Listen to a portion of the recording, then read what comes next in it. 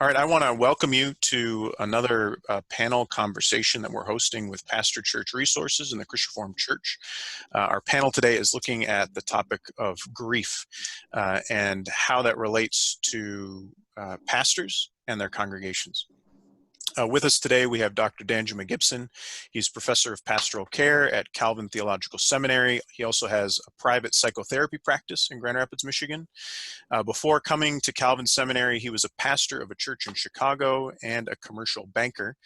And his most recent book is Frederick Douglass, a Psychobiography. We're also pleased to have Marc Nelesen with us today. He's pastor of Congregational Life at Georgetown Christian Reformed Church in Hudsonville, Michigan, where he's been pastor since 2006.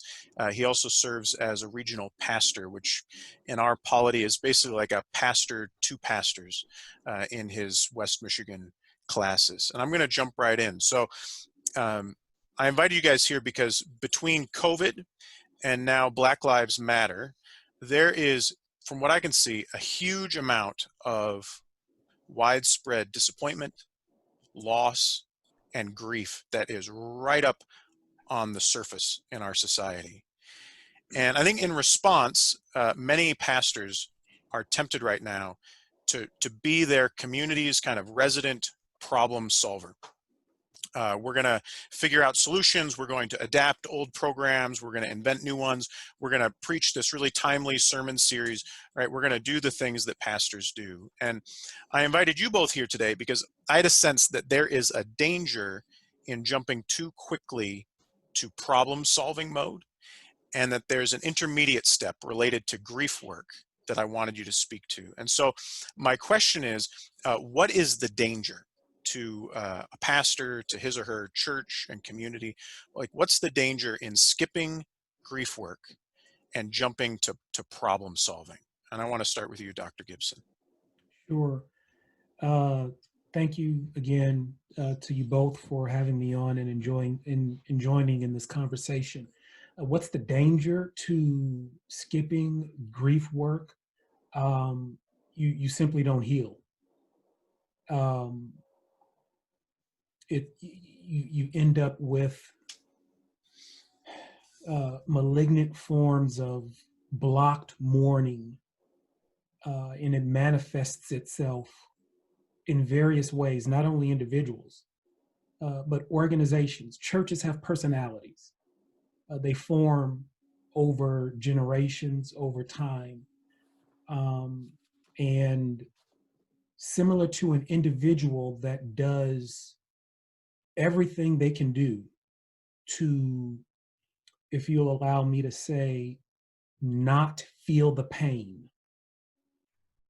I think churches, institutions, organizations, seminaries, they can do the same thing. And they generally, it manifests itself in what I would refer to as a manic state.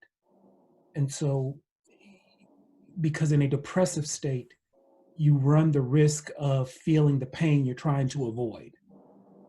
And so in this manic state, they become very busy. Program after program, the volume of programs really is what, in an unconscious way, they are using or engaging to make it seem as though there was no loss.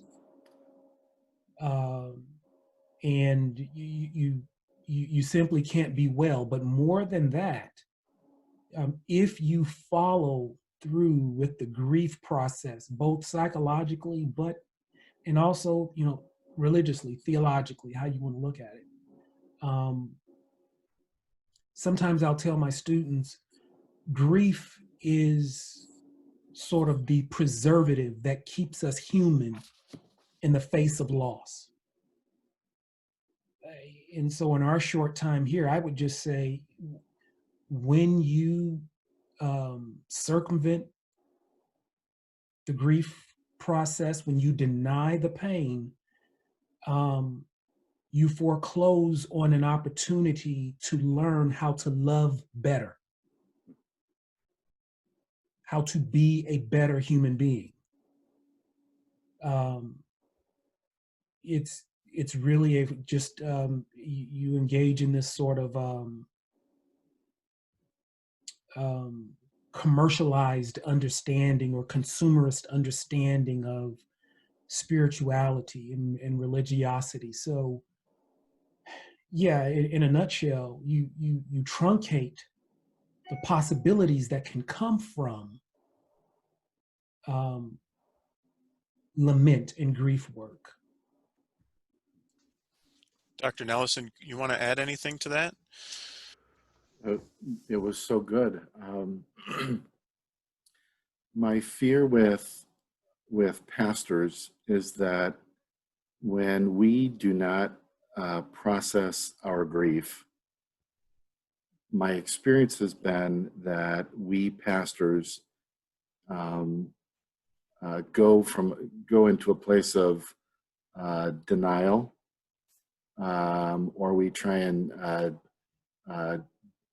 so we pretend it's not there. We're not honest about the emotional pain.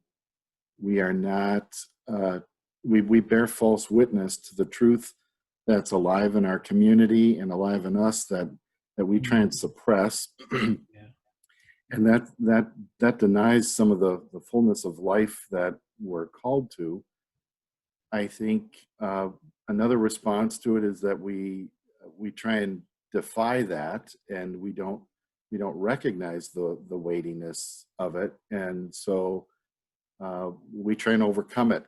We try and manage more resources. We try and lift heavier loads, and we are right now, in my appraisal, in a time where there are so many concurrent things that we've lost and that we should be grieving, that I worry about pastors and churches denying or defying the real loss that's there. And then the other extreme, I think, that I recognize in pastors and in churches is some despair of, is there any hope? Is there any possibility? Is there any newness? And all of these themes are ones that we have to be paying attention to as leaders. I think first in ourselves and then in our communities, because when we've processed some of this in ourselves, that becomes the very best resource that we can bring to communities, to leadership bodies that don't have a map for it.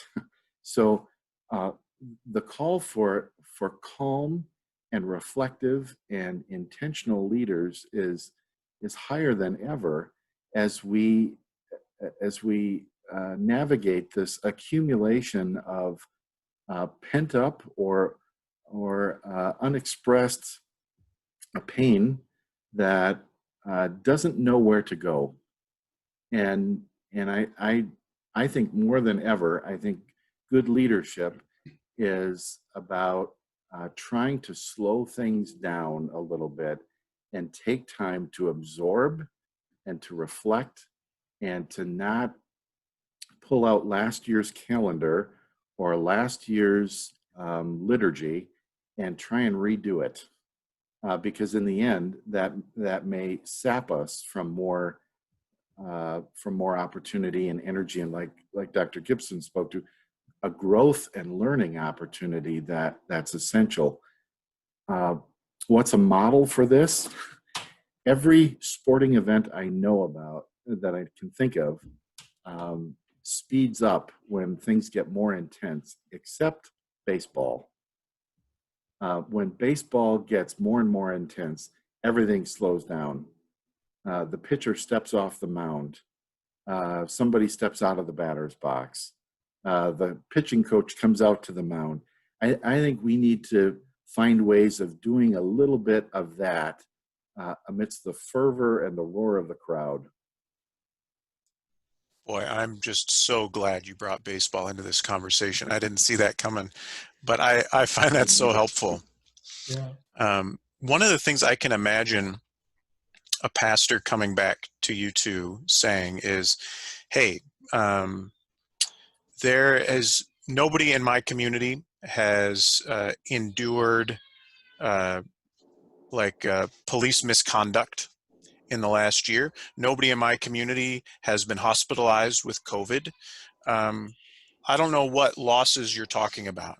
And Dr. Gibson, you and I had a conversation a few weeks ago where you introduced me to the concept of ambiguous loss. I wonder if you could say a little bit more about ambiguous loss and how that might help us kind of name what's happening in our society right now. Sure. So there are a couple of things more in line with what you are talking about. Yes, we have ambiguous loss, but when we talk about loss or loss pain that then triggers grief, loss can manifest itself in a number of things. So for instance, in that example you gave, whether we're talking about COVID or whether you are watching the television screen and you're seeing people being abused by this police misconduct, people being killed. One of the things that can be lost, sometimes we refer to it in the literature as intrapsychic loss. And that is, for instance, the loss of an idea that we are good. The loss of an idea that we are innocent. The loss of an idea that everything is okay. That this racism no longer exists. It doesn't exist in my city. It doesn't exist in my church. And then we are presented with some very harsh realities. And so people push against that. That can't be true. I think even with the COVID, there's the loss of the illusion that you have control. The loss of the illusion that somehow I can isolate. I said to a friend and colleague, I think one of the most troubling things culturally about this COVID pandemic is that it turns the notion of the safety we find in segregation on its head. So people think that, I can segregate, I can move out to the suburbs, whatever city, I won't be affected. But for this COVID thing to work, everybody has to cooperate. People you normally don't associate with, if this country is going to get well, we all have to do things that are appropriate to keep each other safe. And so this sense of vulnerability, I don't want to come in contact with. So you have, whether it's this sort of intrapsychic loss, we define loss, sometimes a role loss. I think pastors are suffering from this now. If I am not the pastor that's solving things in people's lives right now, then who am I? I feel impotent because I can't stop the pain. And so there's a loss with that identity. As Pastor Marc was talking, and I'm dating myself here, but I'll date you guys along with me, in the Superman from the late 1970s, and I'll share this with my students sometimes, with Christopher Reeve, the very first time that he shows himself or reveals that he's Superman. I think that's like, pastors we've gotten accustomed to, where Lois Lane is about to fall off the skyscraper, the helicopter's falling off. And so he goes in his booth, that's pastors on Sunday morning. He opens his shirt, there's that big S. He's running, he gets in the air, he catches her. And when he catches her, she makes an incredible statement. She says, if you've got me, who's got you? Pastors are so accustomed to having their congregation, but the question is, who has them?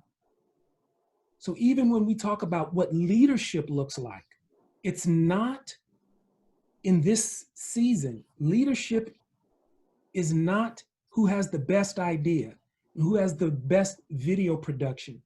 It should be pastors modeling vulnerability, being able to tell their congregation, you know what, I'm hurt, and guess what, you're hurt. Now this is a trap, and I understand the pressure pastors are under, because the pressure to be well, they're getting that from their congregations, because their congregations are looking for something, an image. They are idealizing their pastors as sources of psychological comfort. So it's really a catch-22 situation that I think pastors are finding themselves in. Then you get to this ambiguous loss, and the work I am most familiar with ambiguous loss comes from ambiguous loss comes from Pauline Boss.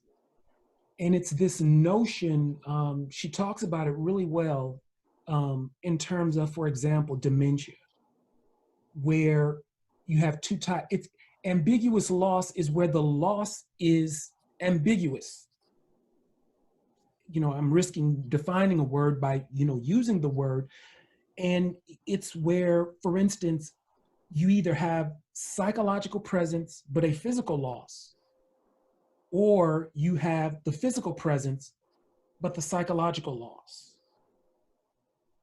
Now, it's the latter that she's talking more about with dementia, where individuals have this physical presence, but you slowly see the psychological presence of the person fade. And so grief work can be interrupted, because unlike other losses where there's a complete loss, God forbid a death, the loss of a job, a church burns down, you can begin the grief work a little bit more, you can crystallize that more than this ambiguous loss. How am I to feel about it? Well, in some ways, I think this is what's happening now. I'm seeing this beautiful church edifice. We haven't been there in 3 months. But there's this hint of a psychological presence on Zoom or online presentation. But you never knew that touch was so important and that bodies were so important until now. I mean, schools are dealing with this. My daughter just finished 6th grade, and they were picking up their report cards and saying bye to the students. They just formed a line in the parking lot. That was so hurtful to see the kids. You could see them just like putting their hands out the windows, wanting to grab the teachers. You could see the teachers holding back tears. And it's like, okay, you knew the school was important, but now you see how important. So the loss is ambiguous. It's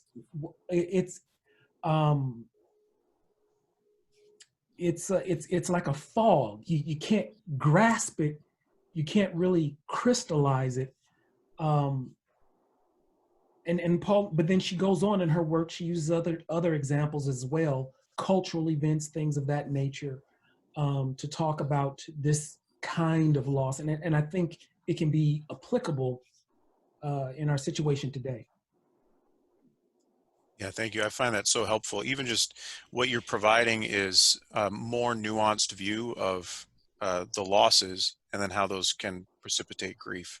Mm-hmm. And I think if we're thinking narrowly of loss as a discrete, like I lost my job or I lost a loved one, we're going to miss a lot of the griefs that we're experiencing right now. And so even just you providing some names for those different categories of loss, I find really helpful. Dr. Nelesen, I wonder if there's anything you would add to that great answer. It was a great response. Thank you, Dr. Gibson. I would add to it. I loved your Superman analogy, and I think pastors sometimes are our own kryptonite. When we go into that mode of needing to be the answer man or woman, needing to be the problem solver, we play into that dance that takes place between pastor and congregation. And the vulnerable way of saying, I'm not sure, I don't know, or I'm hurting too, I think is the right path. And all three of us and anyone who might be watching this can also imagine the sense of danger that is going to overwhelm a pastor rather quickly. I think about, I think ambiguous loss is great vocabulary for the time we're in, because there is, like the dementia patient, well, she's here, but she's not really here. There's this foggy in-between space that we find ourselves in, and you work into that the dynamics that are in play in us and socially around, well, we just want to go back. We just want it to be normal again. All of that, I think, gets in the way and puts up some defenses around the hard stuff. And I think our congregations as bodies, I think as human beings, as a community, we have our defenses, and we have to be asking ourselves, so what is it that I'm resisting? What is it that's causing this kind of response in me? And human beings and church people don't naturally do that unless that's modeled for them, unless they've seen it done. And I'm reminded too, it's Elizabeth Kubler-Ross who speaks about, we cannot grieve alone. And so while we've all experienced multiple losses in the world that we are finding ourselves in, we cannot go through that. We cannot complete it. We cannot pass through it without some kind of external affirmation or acknowledgement that that's what's happening. And I don't think that pastors can acknowledge that reality enough. And even in our online praying or our sermons or our liturgy or whatever interactions we have, I think we have to find ways of naming the elephant in the room, because when we do, naming it tames it. It makes it less ferocious. It gives someone else permission to say, oh, you feel that way? I guess I've been feeling that way too. No, prior to that, maybe nobody's given someone permission.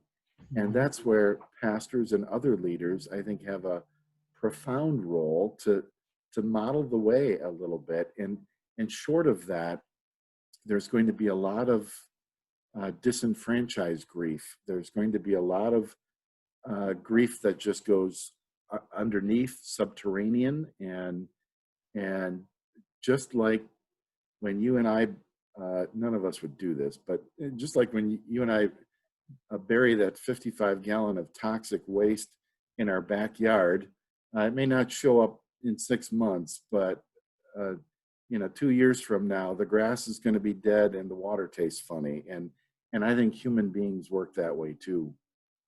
Yeah. Can I just add something to that? As Pastor Marc was talking about, the work that pastors have to do, I would add, if there's ever a time churches should allocate resources for pastors to be in their own independent self-work, churches need to come together and vote that money this week. Because they will benefit in the long run. There is a growing concern as it relates to compassion fatigue for any caregiver. That's pastors, social workers, psychologists, doctors. And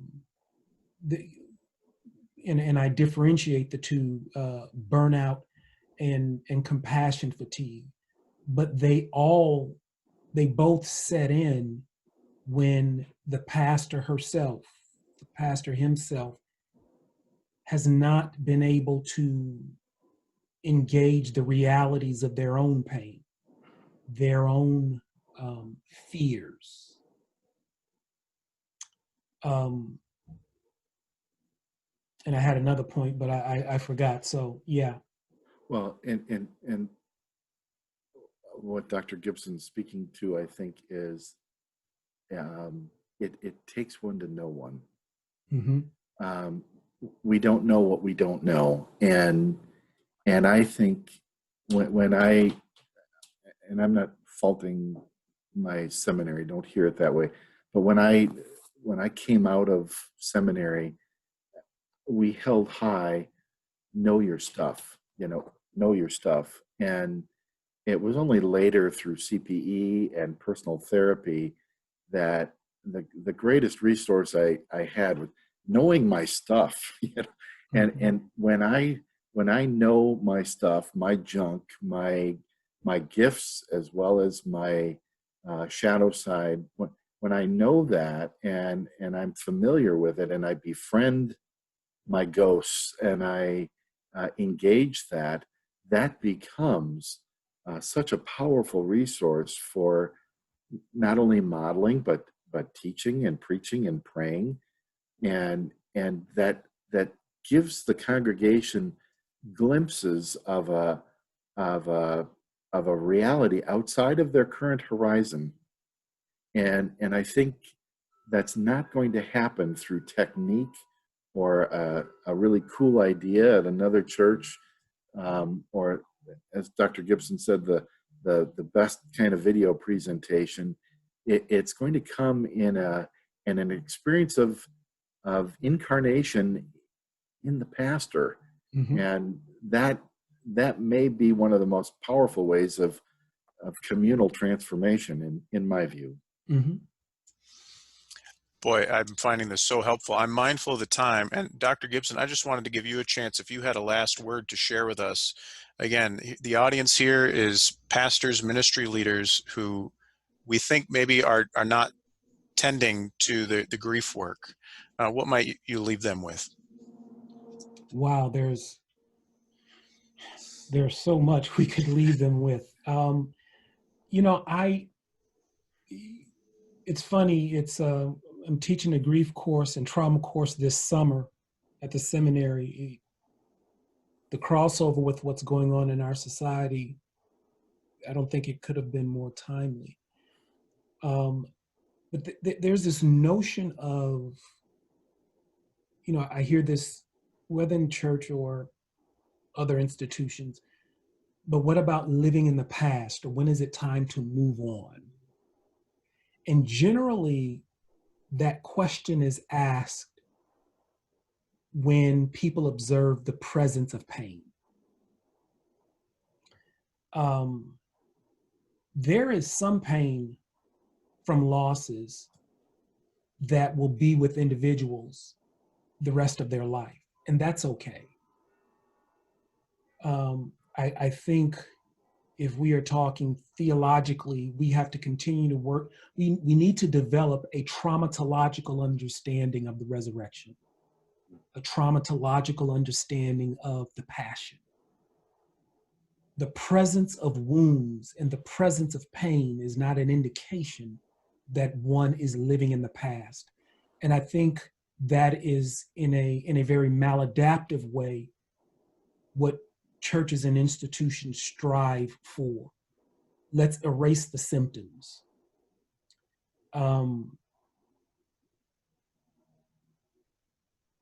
Christ could have come back in any form. And what I mean by that is he didn't have to have the wounds.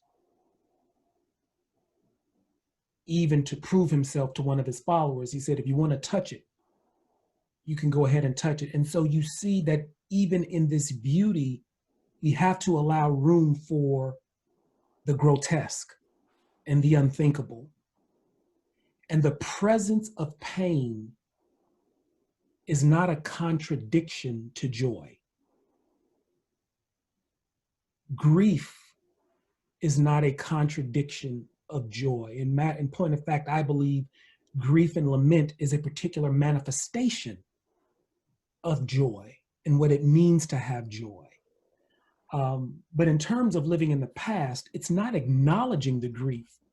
Living in the past, at least how I define it with my students, is trying to present in a way or behave in a way today as if there was no loss. So living in the past means you are trying to actually go back in time to the moment before the loss. And it's that is where we see both individuals and groups and organizations, they get into a lot of trouble. Pastors and leadership who are not attentive to their grief, we can become very brutal to people. Because now I am externalizing my need for wellness. I will externalize it on you, and it will turn into a demand. Pastor Sean, Pastor Marc, I need to see a smile from you. Why? Because Jesus is Lord, right? So you should be smiling. You know, all the sorts of mind games we get into to alleviate the symptoms. Yeah, and you remind me that Psalm 137, the big ugly lament. It seems to me the higher the idealization, oh Jerusalem and the songs we used to sing there and all what that meant, the higher the idealization, the more capacity for violence we have. Yeah, because we are protected and defended, and we want what was so badly that we will do anything to recover it. mm-hmm. Wow. Well, I'm so grateful to Dr. Gibson, Dr. Nelesen for your time. I think this work, as you have illustrated so well for us, is really important work. And I hope that this video can serve as just some kind of encouragement to pastors and ministry leaders to tend to this. And we hope that this can be a time that's really a time of fruitful growth in getting to know our stuff, right? And by getting to know our stuff, to be able to offer that transformation work in us as a gift to our congregations. So I want to thank you so much for your time, and I hope we have a chance to do it again. All right. Bye-bye. Thank you. Bye. Thank you, Danjuma. Thank you, Marc.